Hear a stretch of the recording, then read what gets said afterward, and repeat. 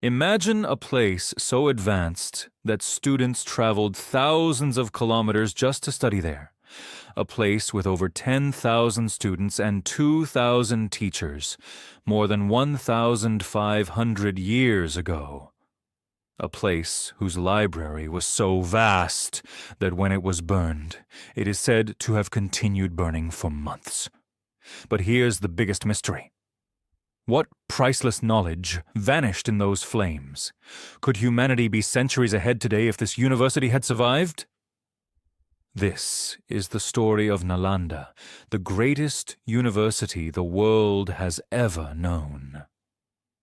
Nalanda was established around the 5th century CE during the reign of the Gupta Emperor Kumaragupta I. At a time when much of the world was struggling with political instability, India was experiencing a golden age of learning.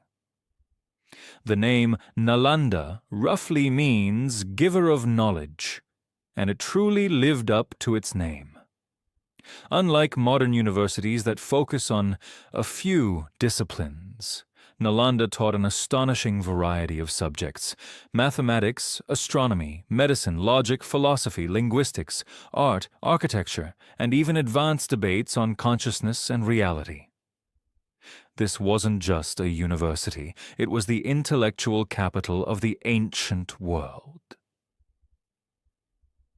Why Nalanda was number one? What made Nalanda so extraordinary? First, admission was incredibly difficult. Historical accounts suggest that only a small percentage of applicants passed the entrance examinations. Imagine Harvard, Oxford, and MIT combined, but even harder to get into.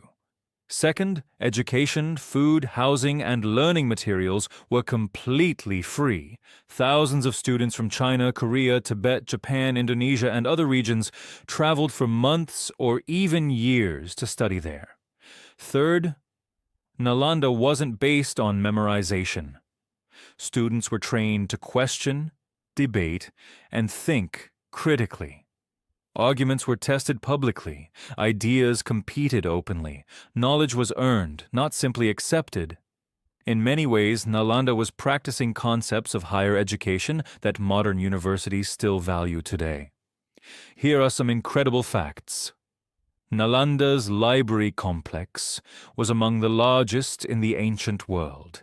It contained hundreds of thousands of manuscripts. Some historians believe it preserved knowledge accumulated over centuries. Chinese scholar Xuanzang spent years studying there and described a thriving academic